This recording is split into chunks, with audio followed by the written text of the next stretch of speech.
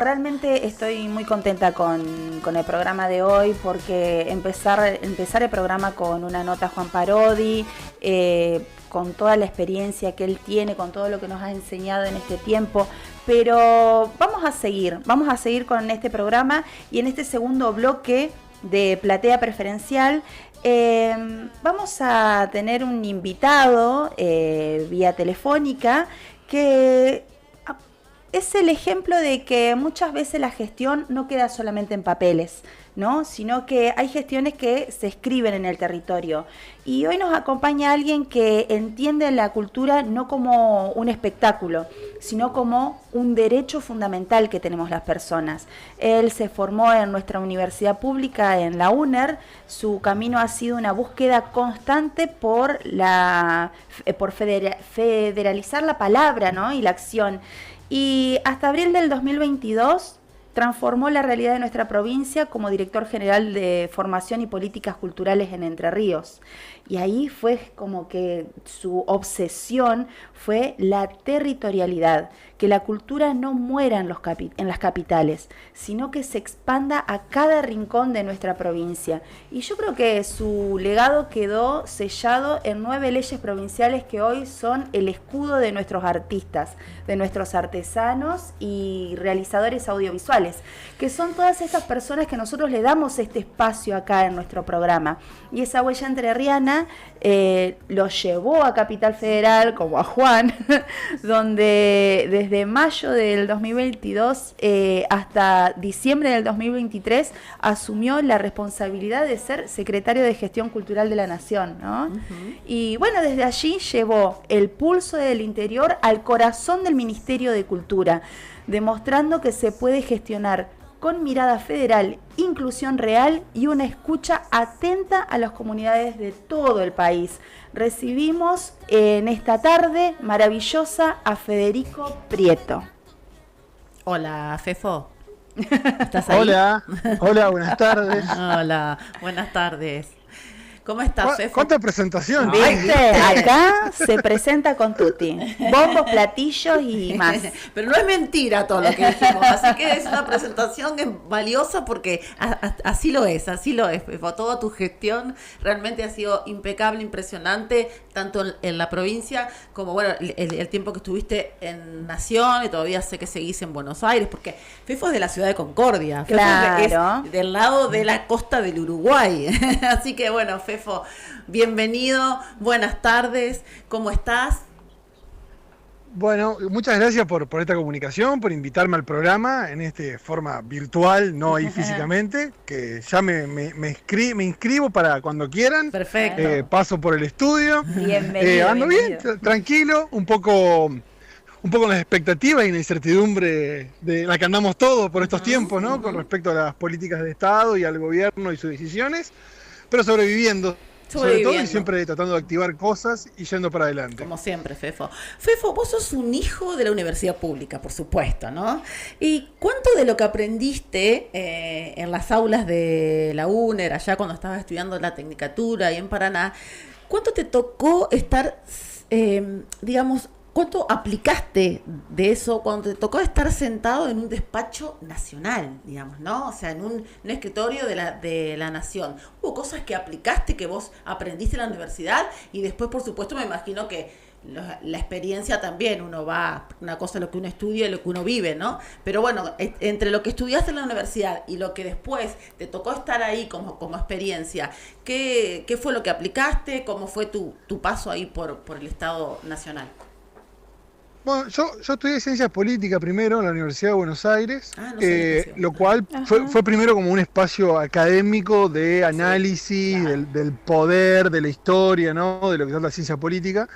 Y después uno viene haciendo gestión cultural en diversas situaciones. En mis primeras acercamientos con la política fue a través de la cultura, a través de un centro cultural en el centro de estudiantes de la universidad, después institucionalizado en la Casa de Entre Ríos en Buenos Aires, institucionalizado en la Secretaría de Juventud de la provincia, la Secretaría de Cultura, y cuando estaba en la Secretaría de Juventud empecé la Tecnicatura de Gestión Cultural. Y lo que trajo eso a mí primero fue como poner en conceptos cosas que yo ya venía haciendo en la práctica, ¿no? Uh-huh. Y en conceptos también en términos históricos, en términos problemáticos y en términos de ponerle nombres propios a algunos de los procesos, pero sobre todo la parte conceptual que te permite de alguna manera tener una mirada mucho más crítica y analítica acerca de lo que venís haciendo, lo que haces, tus proyecciones, tus idealizaciones hacia adelante, pero también lo que uno puede ver alrededor. Entonces me dio esa herramienta, que después fueron conceptos bases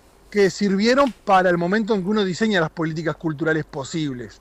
Y creo que me sirvió en ese sentido, de aplicar algunos conceptos, entender un poco la historia, entender de los entramados culturales y de la identidad, porque si algo aprendemos en la gestión cultural tiene que ver con que la cultura no es una cuestión estática, no tiene que ver solamente con la cuestión de proponer una actividad artística o una planificación artística, sino justamente el operar dentro del territorio con su comunidad y qué es lo que pasa y qué pasa ahí, qué está sucediendo en ese lugar y cómo eso lo podemos organizar, transformar o acompañar para generar valor agregado, no solamente económico, sino también simbólico, sino también de pregnancia en cuanto a la identidad propia del lugar. Entonces, nada, esa fue una base muy importante, la Tecnicatura de Gestión Cultural de la Universidad Nacional de Entre Ríos, para el diseño de las políticas culturales que yo creía que era necesario en el término del federalismo. Exactamente. Fefo, impulsaste en tu gestión, impulsaste 9 leyes en Entre Ríos, ¿no? Si tuvieras que elegir una que resuma tu paso por la provincia, ¿cuál sería esa ley del corazón? Digo, por supuesto que todas uno le pone corazón y en todas le pone esto que hizo, no, uno lo haces porque lo sentís, pero digo, hay una o dos, ¿cuáles son las que a vos te impulsaron más desde el corazón para poner 9 leyes? Es un montón. Mucho. Sí, no fueron mías. Yo participaba de una gestión, creo que lo hicimos entre todos, ¿no? No me puedo arrogar eso. No. Yo ahora te respondo bien a la pregunta puntual. Cada proceso de llegar a la ley, de llegar a la adquisición de un derecho, porque eso es una ley, tuvo que ver fue todo un proceso en el cual muy participativo, sobre todo que de una provincia de Entre Ríos donde la política cultural de los distintos gobiernos, por una cuestión histórica, no es una crítica, es una cuestión de cómo se entendía la cultura y la política cultural, no se tomaba en cuenta la comunidad, territorio, identidad. Exacto. Y el arte o el artista como un medio para el trabajo en el lugar, para el trabajo situado. Y también no había unas políticas sectoriales a cada uno de esas mediaciones posibles del proceso creativo, porque ¿qué hace el artista? Marifé, vos venís del teatro, vos entendés la realidad de lo que te pase y a través de un proceso creativo, de un guión, de un vestuario, de un escenario, de una escenografía, lo montás y lo devolvés a la gente para que esa gente lo reinterprete o lo objetivice en base también a su propia historia de vida, de acuerdo a lo que está viendo. Entonces es como que la realidad y la historia se ponen en juego ahí. Esa es la mediación artística en algún lugar. Y nosotros lo que hicimos fue pensar cada uno de los sectores. Siempre yo fui parte de la integralidad de los sectores y no pensar lo individual. Pero acá había un problema de raíz, que no había política sectorial. Entonces empezamos a juntar a cada uno de los sectores, a los del teatro, a los del cine, a los del artes visuales, a los del patrimonio y museos, a todas las áreas de cultura institucionalizadas. Las empezamos a reunir y decir, bueno, ¿quiénes son? ¿Qué les pasa? ¿Cuál es su problema? Y a esos cada cual tenía su problema por su historia, por su posibilidad, por su capacidad inicial, material para poder realizar lo que querían hacer, pero siempre había uno o dos temas que eran muy comunes. Entonces a esos temas comunes le aplicábamos una acción concreta para atender esa demanda. Esa acción se convertía en un programa se convertía más en una política, y la política se convertía, por supuesto, en una ley el día de mañana. Pero también hay que mostrarlo, porque toda demanda es atendible cuando se visibiliza. Claro. Y la mejor manera de visibilizarlo fue hacer festivales, como por ejemplo el Festival de Cine, como por ejemplo recuperar el Encuentro Provincial de Teatro. Tal cual. Como por ejemplo hacer encuentros de muralismo en la provincia, hacer encuentros de artesanías, entonces hacer encuentros de gestión cultural. Entonces eso fue la posibilidad de visibilizar también que había una demanda y empezar a organizar, porque los festivales, además de encontrarse con el público y el creador o el artista o los de ese sector, también te permite que los del propio sector se encuentren y empiecen a hablar entre ellos y a organizar proyectos comunes, claro, o que sea mucho más fácil para la gestión pública atender demandas comunes. Lo del Festival de Cine fue algo impresionante, porque a partir del FISER mucha gente de Entre Ríos empezó a entender o a conocer que había cine en Entre Ríos, cuando sí, a ver qué producía. antes no sabía que había cine. y a producir Sí, también. y a producir, y también le armamos un espacio de formación para los que tenían menos experiencias, que puedan tener espacio de formación, y un mercado donde se encuentren, y también posibles mecenas de sus propias producciones audiovisuales. Entonces se armó todo eso. El Encuentro Provincial de Teatro tiene algo parecido en cuanto a la visibilidad del grupo teatral ante la comunidad, pero también la posibilidad de un trabajo, porque antes las obras seleccionadas no cobraban un cachê por ser seleccionadas. Es verdad. Y también la formación, porque había encuentro, había formación, había charlas. Entonces pasaban otras cosas también. Una cosa la conexión con el público, otra cosa la conexión entre el sector. Claro. Por eso nos interesaba la conexión entre el sector para poder trabajar en conjunto como una política de Estado para ese sector puntual. Para que ese sector Yo se me pueda preguntaba, organizar, ¿no? Que ese es el tema. Organizarse exacto. como sector, que eso es súper importante, es el primer gran paso. Exacto. Y así fue con muchos sectores, son 9 leyes, y a mí me quedó muy en el tintero una que no pudimos sacar, que fue la de cultura viva comunitaria, que fue la que nos faltó por una cuestión de desorganización de las propias organizaciones, pero que también tiene que ver con el rol que yo cumplía, bueno. Sí, vos sos Pero, muy territorio, sí.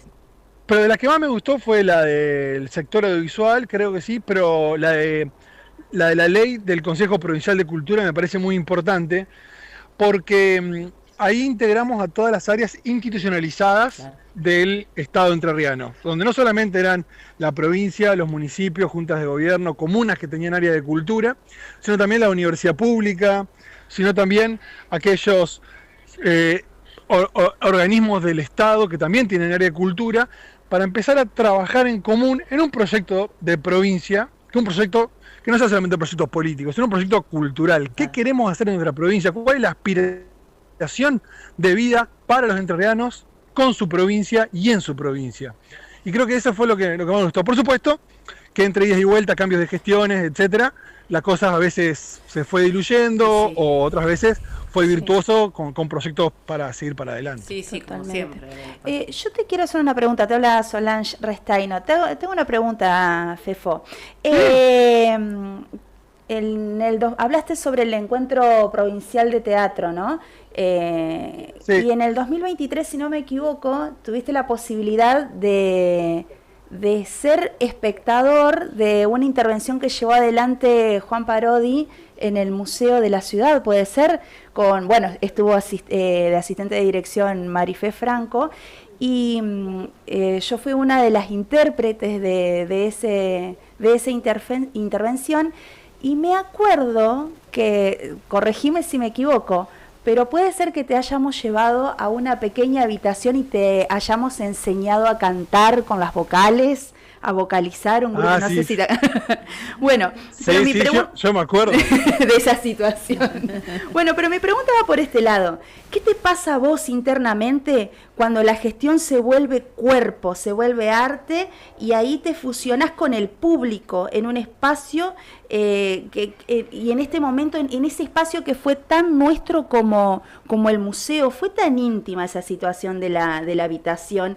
¿Cómo viviste esa experiencia desde el rol de espectador, no desde gestor, ¿no? Porque ahí eras un espectador. ¿Qué sentís? Sí, primero me sentí muy interpelado, lo cual me gustó, porque también esa técnica teatral de mirar a los ojos al espectador, viste, concentrarte. Sí. Tuve esos intercambios así con algún que otro artista o actriz o actor que estaban ahí en la planta alta del museo. Pero yo creo que la gestión pública, la gestión cultural pública sobre todo, la del Estado, tiene que ponerse en el lugar de espectador, o tiene que ponerse en el lugar del ciudadano, ¿no? no tiene que estar en un lugar donde yo de acá digito y hago y deshago como se me ocurre, sino que tengo que entender qué es lo que está pasando en el lugar. Y ahí te lo llevo a algo que a veces se cae mucho en el error, que lo escuchamos decir, que es, vamos a llevar la cultura al barrio tal. ¿Pero por qué llevar la cultura al barrio tal? ¿Que el barrio tal no tiene su propia cultura? Tiene. Es un territorio. Bueno, entonces digo, pero tiene que ver con eso. Yo creo que la gestión tiene que ser cuerpo, todo el tiempo. No puede ser solamente alguien atrás de un escritorio tomando decisiones. Que muchas veces nos pasa también a nivel nacional, que se piensan las políticas culturales de la ciudad de Buenos Aires y no entienden cómo es la dinámica cotidiana de llevar adelante procesos culturales o artísticos en el resto del país. Entonces, digo, la gestión tiene que ser cuerpo, tiene que ser territorio, tiene que ser tierra, tiene que ser el lugar, tiene que ser situada. Porque si no, nos van a seguir enajenando. Y más en el día de hoy, donde la virtualidad toma un lugar preponderante en nuestra vida cotidiana, en los hábitos de consumo de cultura, donde cada vez nos vemos más enajenados nuestra forma de pensar y de habitar, digo, porque hay una disasociación con cómo pensamos y cómo vivimos en el lugar cotidianamente. Eso tiene que ver con que a veces vemos cosas en algunas plataformas digitales de audiovisual o solamente en los medios de comunicación nos pasan, que nos informan de una cosa cuando en realidad es totalmente lo contrario de lo que está diciendo. Entonces hay como una cuestión ahí que en nuestro imaginario se pierde con respecto a la realidad cotidiana que habitamos. Y eso hay que romper, y para eso tiene que existir la política situada. Para eso la gestión cultural tiene que ser en el territorio, tiene que ser en tierra, tiene que ser en el lugar. In situ, totalmente. Fefo, ya un poco cerrando un poco las preguntas y demás, porque bueno, viste, la radio también tiene sus tiempos y tenemos que seguir. Hay algo que a mí me encanta, esto que vos hiciste, que como vos trabajás siempre con la identidad y te preocupa mucho y te ocupa mucho la cuestión de nuestra identidad y la cuestión territorial y bueno, y demás, esto de el pionero de visibilizar la cultura afroentrerriana, por la ¿no? Que se cumple, que el 21 de mayo, si no me equivoco, es el día del afroentrerriano, y realmente... Veamos, ¿por qué para vos es tan importante y para que le contemos a la gente para el futuro? ¿Por qué es tan importante para el futuro que reconozcamos nuestras raíces, las que por ahí quedaron asolapadas, las que quedaron escondidas, ¿no? Háblanos un poquito de eso que a mí me encanta, aparte, me parece. Sí, aparte. Bueno, eso fue también un proceso parecido al resto, que también fue una de las 9 leyes, en la cual con la agrupación Entre Afros, que es una agrupación de Entre Ríos que reivindica y lucha también por la cultura afro y la visibilidad de la cultura afro en Entre Ríos, que empezó en Villaguay, ahí en Sájarov, donde hay una comunidad afro y empezamos a trabajar ahí, que hay una linda anécdota para charlarla después, si tienen tiempo se las cuento, de ese lugar, pero tiene que ver con conectar con lo que somos. Digo, nuestra patria, América Latina en su conjunto, es mestiza. Digo, somos mestizos. No somos ni solamente descendientes europeos, ni solamente pueblos originarios, ni solamente afrodescendientes. Somos una mezcla, por más que las características, los rasgos físicos indiquen una cosa. Nos sentamos en ronda, y eso es propio de los pueblos originarios. Compartimos el mate, que es de los guaraní. Digo, cocinamos con fuego, y eso es propio de lo afro. Entonces digo, hay una mezcla de cosas cotidianas que van más allá de los rasgos físicos. Nosotros no podemos conectar con lo que somos. Muy difícil que podamos pensarnos conscientemente qué podemos ser hacia adelante. Entonces yo creo que tiene que ver con eso, ¿no? Porque si no es como que todo el tiempo estamos queriendo homogeneizar lo que somos. Y la verdad es que somos una mezcla de tantas cosas, y somos tan ricos en términos culturales, pero tenemos los problemas de que todo el tiempo bastardeamos lo originario, bastardeamos a lo afro, ¿no? Porque creemos que venimos de Europa, que somos una cosa superior, y la verdad que no, porque lo que nos da raíz, lo que nos da pie en el territorio, tiene que ver con la ancestralidad, tiene que ver con cómo nosotros habitamos ese lugar. Y América Latina, Argentina, Concepción del Uruguay, tiene que ver mucho más con los originarios que estuvieron en el lugar, con los antepasados que estuvieron en el lugar, que llegaron de otros lados, que con lo que llevó posteriormente o la contemporaneidad o lo que estamos viendo por televisión o estamos viendo por una película todo el tiempo. Por eso me interesa mucho esta parte que forma parte de nuestra identidad. Sí. Porque si no nos reconocemos lo que somos, es muy difícil que podamos proyectarnos hacia dónde queremos ir. Estamos perdidos si no nos reconocemos a los que somos, ¿no? Quedamos ahí perdidos y no podemos ir hacia adelante, como decís, tal cual, exacto, tal cual. Bueno, Fefo, realmente, bueno, hay una cuestión que está bueno, que podamos seguir charlando, porque es muy interesante hablar con Federico, tiene mucho para contarnos, así que cuando vos andes por Concepción nos avisás, y más si cerca de un jueves te venís acá al estudio a charlar con nosotros, porque a ver que teníamos todo el programa para charlar con vos, pero bueno, nos tenemos que cortar acá, Fefo, porque bueno, el tiempo... nada, como dicen los de la televisión, ¿viste? El tiempo es tirano. Así que bueno, Fefo, muchas gracias. La verdad, tenerte es un placer enorme, es muy importante, un lujo tenerte acá en nuestro programa.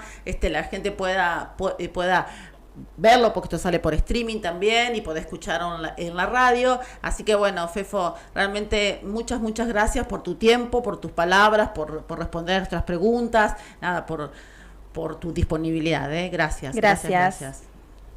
No, muchas gracias a ustedes y a disposición cuando lo requieran, porque me encanta charlar y nada, realmente que vengan muchos programas más también de parte de ustedes, que siempre se viene a hablar de cultura. Exactamente, gracias. Fefo, gracias. Esa es la idea de nuestro programa de hoy y de seguir haciéndolo. Gracias, Fefo, te mando un abrazo enorme. Te esperamos por Concepción. Gracias. Que la verdad que seguimos aprendiendo, porque, o sea, todo este caudal, todo este capital cultural que tenemos desde nuestros orígenes y bueno, y estas leyes que nos respaldan.